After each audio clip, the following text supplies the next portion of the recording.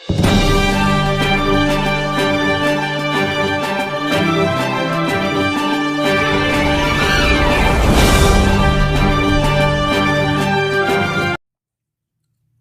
Everyone, welcome to कक्षा affairs. अपनी कक्षा अपना एग्जाम। आज इस वीडियो लेक्चर में हम डिस्कस करेंगे 20 दिसंबर 2021 के उन 10 मोस्ट इंपोर्टेंट क्वेश्चन के बारे में जो कि हमारे होंगे करंट अफेयर से रिलेटेड। इस वीडियो लेक्चर में हम देखेंगे कि हाल ही में डीआरडीओ ने एक मिसाइल लॉन्च की है, उसके बारे में हम डिस्कस करेंगे। अवनी लेखरा को हाल ही में एक सर्वश्रेष्ठ महिला पदार्पण से सम्मानित किया गया, उसके बारे में डिस्कस करेंगे। अंशु किम को हाल ही में hyundai मोटर इंडिया का है वो एमडी नियुक्त किया गया, उसके बारे में हम डिस्कस करेंगे। तो शुरू करते हैं आज का पहला क्वेश्चन। आज का पहला क्वेश्चन शुरू करने से पहले मैं आपसे एक गुजारिश करता हूं कि अगर आप इस चैनल पर नए हो तो इस चैनल को सब्सक्राइब जरूर करें और अपने दोस्तों और अपने स्टडी ग्रुप के साथ शेयर जरूर करें ताकि ज़्यादा से ज़्यादा स्टूडेंट को है वो इस वीडियो लेक्चर का बेनिफिट मिल सके। तो पहला क्वेश्चन है, हाल ही में किस राज्य ने राज्य गान के रूप में तमिल थाई वस्तु की घोषणा की है? ऑप्शन है छत्तीसगढ़, आंध्र प्रदेश, झारखंड, तमिलनाडु। तो हाल ही में तमिलनाडु की गवर्नमेंट ने यह घोषणा की है कि वो राज्य गान के रूप में तमिल थाई वस्तु को है वो अपनाने जा रही है। ये घोषणा किसने की? तो तमिलनाडु के सीएम एम.के. स्टालिन ने ये घोषणा की थी। साथ में ये भी अनाउंस किया कि ये इसे है वो सभी शैक्षणिक संस्थानों, विश्वविद्यालयों, सरकारी कार्यालय और सार्वजनिक क्षेत्र के उपक्रमों में किसी भी समारोह के शुरू होने से पहले ये गाया जाएगा और ये अवधि होगी इसकी, यानी कि 55 सेकंड लंबा है ये गीत गाया जाने वाला है।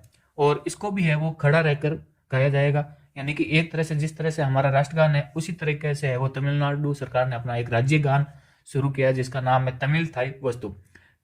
ये राज्य है वो पहला राज्य नहीं है जिन्होंने अपना खुद का राज्य गान है वो शुरू किया है। इससे पहले कर्नाटक और ओडिशा ने है वो अपना आधिकारिक राज्य गान है वो शुरू कर चुका है। कर्नाटक का राज्य गान है जया भारत जननिया तनुजते, जया भारत जननिया तनुजते। और ओडिशा का आधिकारिक राज्य गान है वंदे उत्कल जननी। क्या है? वंदे उत्कल जननी। तो ये इन दोनों राज्यों ने है वो अपना आधिकारिक राज्य गान इस राज्य से पहले शुरू कर दिया था। और हाल ही में तमिलनाडु सरकार ने भी घोषणा कर दी है कि उनका खुद का एक राज्य गान होगा जिसका नाम है तमिल थाई वस्तु। तमिल थाई वस्तु है वो इसको 1970 से है वो आधिकारिक दर्जा प्राप्त हो चुका था और ये पुडुचेरी के केंद्र शासित प्रदेश का भी एक आधिकारिक गीत है। और अदर पॉइंट देखते हैं एग्जाम पॉइंट ऑफ व्यू से, तो तमिलनाडु की राजधानी है चेन्नई, यहाँ के सीएम है एम.के. स्टालिन और राज्यपाल है आर.एन. रवि और यहाँ का राज्य नृत्य है वो भारतनाट्यम है। क्या है? भारतनाट्यम। अदर फैक्ट के बारे में डिस्कस करते हैं तो तमिलनाडु में है वो भारत का पहला डुंगोंग संरक्षण रिजर्व स्थापित किया गया है। कौन सा? डुंगोंग संरक्षण रिजर्व है वो स्थापित किया गया। ये कौन सा है? भारत का पहला है वो ये संरक्षण होगा, डुंगोंग संरक्षण रिजर्व। इसके अलावा यहाँ पर मुदुमलाई नेशनल पार्क है, मुदुमलाई नेशनल पार्क जो कि नीलगिरी पहाड़ियों पर है। यहाँ पर मुकोर्ती नेशनल पार्क है, Mukurthi national park, Annamalai national park या फिर इंदिरा गांधी नेशनल पार्क भी कहते हैं इसे, Annamalai national Park, also called as Indira Gandhi National Park, Indira Gandhi National Park. और यहाँ पर मन्नार समुद्री राष्ट्रीय उद्यान की खाड़ी नेशनल पार्क भी है, मन्नार समुद्री राष्ट्रीय उद्यान की खाड़ी, राष्ट्रीय उद्यान की खाड़ी। तो ये सारी चीजें इंपॉर्टेंट चीजें हैं वो आपको ध्यान में रखना है। तमिलनाडु की है वो प्रमुख भाषा है तमिल। प्रमुख भाषा क्या है? तमिल। तो इतनी सारी चीजें आपको तमिलनाडु के बारे में ध्यान में रखना है। नेक्स्ट क्वेश्चन है, भारत ने ओडिशा के तट से किस मिसाइल का सफल परीक्षण किया है? ऑप्शन है प्रहार, सूर्या, प्रहार फर्स्ट लिख लीजिए यहाँ पर, अग्नि प्राइम। तो हाल ही में भारत ने है वो ओडिशा के तट से अग्नि प्राइम मिसाइल का है वो सफल परीक्षण किया है। ये मिसाइल है वो इसकी रेंज होगी 1000 से 2000 किलोमीटर तक। कितनी? 1000 से 2000 किलोमीटर। और इस मिसाइल को है वो रेल लाइन और सड़क मार्ग से भी है वो लॉन्च किया जा सकता है इजिली। रेल लाइन और सड़क मार्ग से भी है वो लॉन्च किया जा सकता है इजिली। इसका वेट है वो अग्नि फर्स्ट से लगभग आधा है। अग्नि फर्स्ट है उससे लगभग आधा है वो इसका वेट है। और इस मिसाइल को है वो इजीली हम ट्रांसपोर्ट कर सकते हैं एक जगह से दूसरी जगह तक। अदर फैक्ट की हम बात करते हैं तो डीआरडीओ की स्थापना है वो 1958 में हुई थी। इसके अध्यक्ष है जी सतीश रेड्डी और हेडक्वार्टर है न्यू दिल्ली, और ये आता है रक्षा मंत्रालय के अंडर में, रक्षा मंत्रालय के अंडर में। अग्नि प्राइम है वो एक बैलिस्टिक मिसाइल है, एक बैलिस्टिक मिसाइल है जिसका है वो अग्नि 3 के वजन का आधा, सॉरी अग्नि 3 के वजन का आधा है, ना कि अग्नि फर्स्ट का। और इसकी मारक क्षमता 1000 से 2000 किलोमीटर है, और इसको ट्रेन या सड़क से भी लॉन्च किया जा सकता है, और इसे लंबे समय तक संग्रहित भी किया जा सकता है, और परिचालन आवश्यकता के अनुसार पूरे देश में है वो इजिली ट्रांसपोर्ट भी किया जा सकता है। इससे पहले है वो डीआरडीओ ने हाल ही में 7 दिसंबर को ब्रह्मोस सुपरसोनिक क्रूज मिसाइल के हवाई संस्करण का है वो सफल परीक्षण किया, जो कि ब्रह्मोस के विकास में एक महत्वपूर्ण मील का पत्थर भी था ये। तो ये चीज, ये इंपॉर्टेंट याद रखना है, ब्रह्मोस सुपरसोनिक क्रूज मिसाइल का भी हाल ही में परीक्षण किया गया था, और अभी है वो अग्नि प्राइम का है वो एक परीक्षण किया है। अभी ये परीक्षण कहाँ से किया जाता है, तो परीक्षण किया जाता है ओडिशा से। कहाँ पर? ओडिशा से है ये परीक्षण किया जाता है। नेक्स्ट क्वेश्चन है, पीएम मोदी ने किस राज्य में गंगा एक्सप्रेसवे की आधारशिला रखी है? ऑप्शन है हरियाणा, मध्य प्रदेश, नई दिल्ली, उत्तर प्रदेश। तो हाल ही में पीएम मोदी ने है वो उत्तर प्रदेश में गंगा एक्सप्रेसवे की आधारशिला रखी है, गंगा एक्सप्रेसवे की आधारशिला रखी है। ये जो एक्सप्रेसवे है इसका काम पूरा होने के बाद ये उत्तर प्रदेश का सबसे लंबा एक्सप्रेसवे है वो बन जाएगा। गंगा एक्सप्रेसवे है वो 594 किलोमीटर लंबा एक्सप्रेसवे है।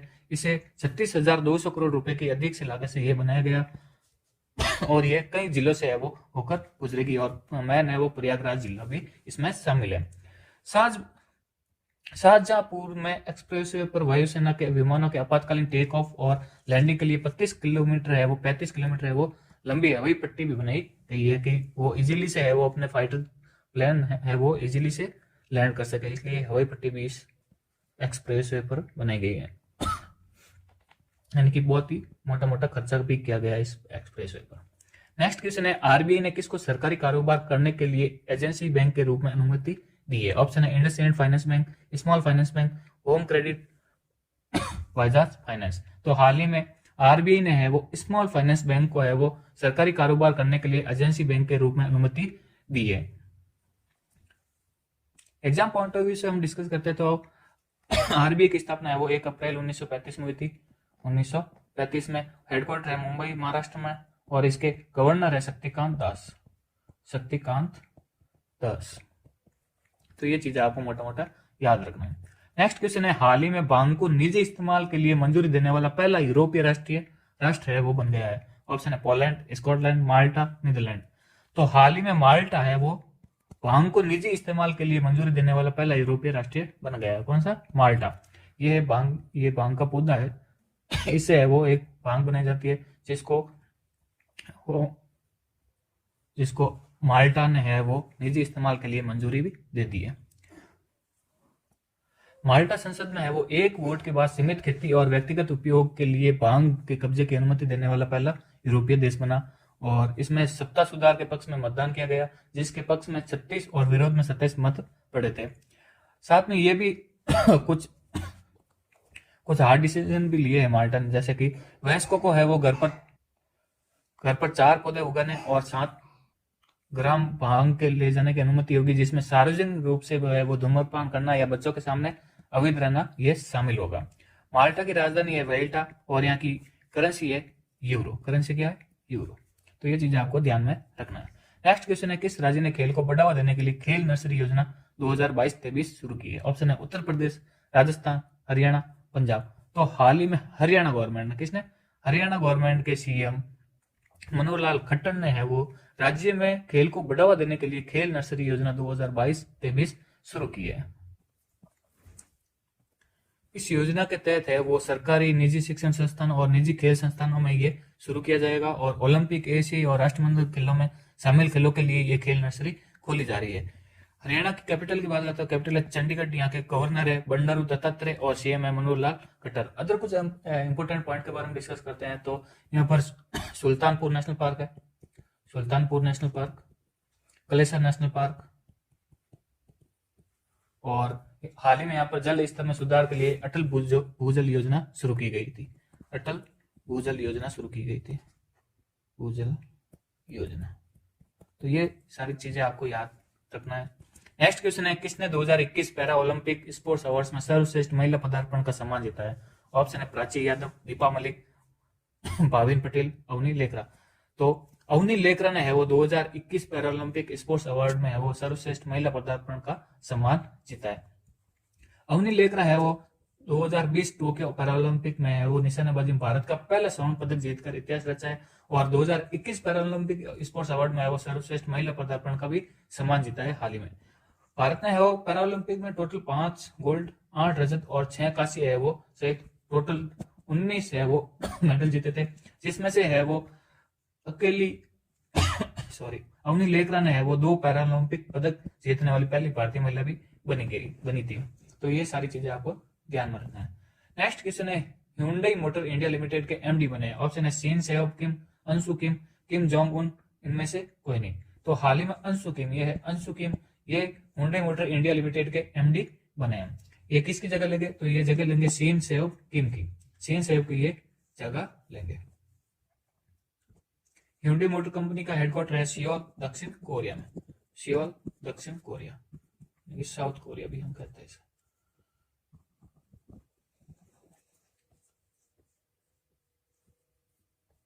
नेक्स्ट क्वेश्चन है, भारतीय समाचार पत्र सोसाइटी के नए अध्यक्ष चुने गए हैं। ऑप्शन है राहुल रविल, अजय प्रकाश, एस ओबेरॉय, मोहित जैन। तो हाल ही में मोहित जैन है वो भारतीय समाचार पत्र सोसाइटी के नए अध्यक्ष चुने गए हैं, जो कि है वो द इकोनॉमिक्स टाइम्स के मोहित जैन है, उनको वर्ष 2021-22 के लिए द इंडियन न्यूज़पेपर सोसाइटी का अध्यक्ष चुना गया। वो जगह लेंगे एल आदिमूलम की, स्थान लेंगे M Adimoolam. Exam point of view से अदर पॉइंट को डिस्कस करते हैं तो द इंडियन न्यूज़पेपर सोसाइटी की स्थापना वो 27 फरवरी 1939 को हुई थी, 27 फरवरी 1939 को। हेडक्वार्टर है इसका नई दिल्ली। नेक्स्ट क्वेश्चन है, अंतरराष्ट्रीय मानव एकता दिवस कब मनाया गया है? ऑप्शन है 21 दिसंबर, 20 दिसंबर, 19 दिसंबर, 18 दिसंबर। तो हाल ही में 20 दिसंबर को है वो अंतरराष्ट्रीय मानव एकता दिवस मनाया गया है। कल के क्वेश्चन थे जिसका आंसर है लंका शहर कहाँ स्थित है? तो लंका शहर है वो ब्रिटेन में स्थित है, ना कि श्रीलंका में। श्रीलंका में ये स्थित नहीं है, ब्रिटेन में स्थित है। नेक्स्ट क्वेश्चन था, ग्रेट बैरियर रीफ किस देश में? तो ये ग्रेट बैरियर रीफ है वो ऑस्ट्रेलिया में। कहां पर? ऑस्ट्रेलिया में। आज का क्वेश्चन है जिसका आंसर आपको नीचे कमेंट बॉक्स में देना है। क्वेश्चन है, रेड स्क्वायर कहां स्थित है? ऑप्शन है कश्मीर, मॉस्को, चीन, न्यूयॉर्क। सेकंड क्वेश्चन है, पंजशीर घाटी कहां स्थित है? लेबनान, अफगानिस्तान, भारत, दक्षिण कोरिया। इन दोनों क्वेश्चन के आंसर आपको नीचे कमेंट बॉक्स में देना है। तो आज के वीडियो के लिए बस इतना ही। आई होप आपको ये वीडियो पसंद आया होगा। अगर आपको ये वीडियो पसंद आया है तो आप अपने दोस्तों के साथ या फिर अपने स्टडी ग्रुप में शेयर जरूर करें, ताकि ज्यादा से ज्यादा स्टूडेंट को है वो बेनिफिट मिल सके। अगर आप इस चैनल पर नए हैं और अभी तक सब्सक्राइब नहीं किया है तो जल्दी से जल्दी सब्सक्राइब जरूर कर लीजिए और लाइक का बटन भी प्रेस कर दीजिए। तो मिलते हैं अगले वीडियो में, तब तक के लिए जय हिंद, जय भारत।